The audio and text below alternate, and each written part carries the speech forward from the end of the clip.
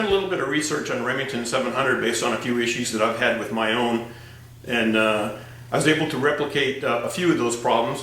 I'll show you the problems that I have had. I'll give you a brief history of how I got here with my Remington 700, and then I'll share with you my theory on why I think Remington may be having the trigger problems that they're having. Okay, so now I'm back. I've changed the camera angle. Obviously you can see that. Here's my Remington 700. It's a BDL model. That's got a fluted barrel. The new trigger that they replaced obviously the old one with, and it has been checked. It's empty. No ammo around. Bolt is open. It's everything's good to go. So what I'm going to do is I'm going to close the bolt, and I will keep my finger off of the trigger and move the safety lever from the safe to the fire position, and we'll see what happens. Okay? Once again, it's checked empty. Bolt's closed, finger off the trigger, and as you can see, it fired. See how the firing pin is decocked. We'll see if I can do it again. Now in the past history, it's only done it one time. And this is the case. This time it didn't go off. Last time it did. As you can see, we'll go back to safe, fire, and it didn't. Okay.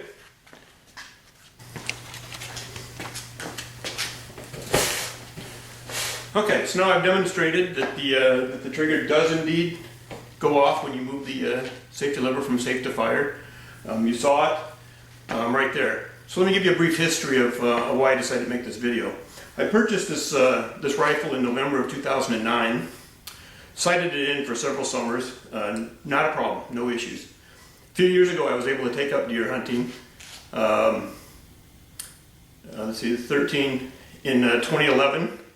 Shot my first deer without incident. Nice day, nice fall day, good temperature, and all that. Not a problem.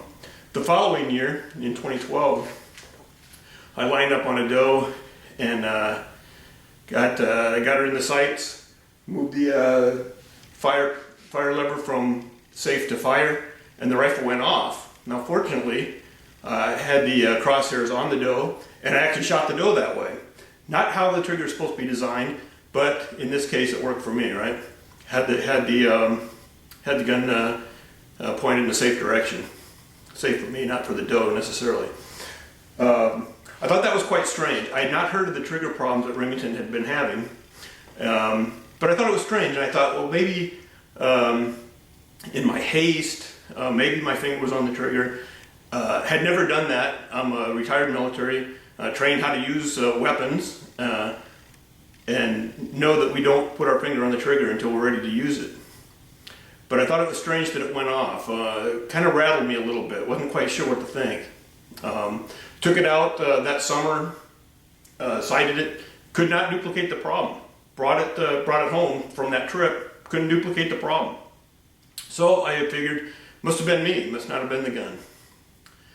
This year, about a month ago, went out again, saw a real nice buck, put my crosshairs on the buck, moved the safety from safe to fire, and the rifle went off. Didn't get that buck.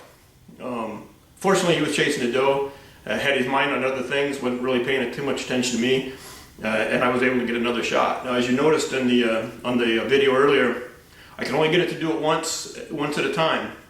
After that first trip, can't get it to duplicate again. So I thought that's kind of strange. Brought the rifle back home. This time I knew, I was very conscientious, finger off the trigger, wanted to really test it out and see what was causing that problem when it went off. So I brought the gun back home, tried to duplicate it in the house again, couldn't get it to go. Could not. Tried everything. Couldn't get it to do it again. Could not duplicate the problem. Then I got thinking to myself, wait a minute, what's different between what I'm doing now and what I was doing on my hunting trip? And it was the environment. I got thinking, the first summer, or the first fall I went deer hunting, it was a nice fall day. The other two, bitter cold. So I thought, well, maybe the cold's got something to do with it. Maybe it's the metallurgy in the trigger components causing that. As most of you know, that's how the old thermostats used to work. When the thermostat would get cooled off, the metal would bend in such a way that it would trigger the thermostat, close the circuit, and the heater would run. And so I thought, well, maybe there's metal components that are heat and cold sensitive that will cause that to go off like that. And so a few weeks ago, I put my gun out in the garage, and on a few cold days, and it got real cold, and I went out and tried it, and sure enough, that's when it went off. So if you notice, I'm in my coat. I'm actually in my garage again. My gun's been sitting out here for about 2 or 3 days. It's about 10 degrees outside, probably about 10 degrees inside, and I let it get nice and cold, and you saw the results. I honestly think, Remington, that the cold has something to do with your parts, your components inside your trigger assembly that causes it to contract in such a way that perhaps the blocking mechanism is not holding that bolt back when you switch from safe to fire. And I think perhaps that may be what's causing the problem. So I would suggest that anyone with the Remington 700, try it. Put it out in the cold, try to get it down to a colder temperature and see if that affects your trigger assembly as well. Thanks for watching.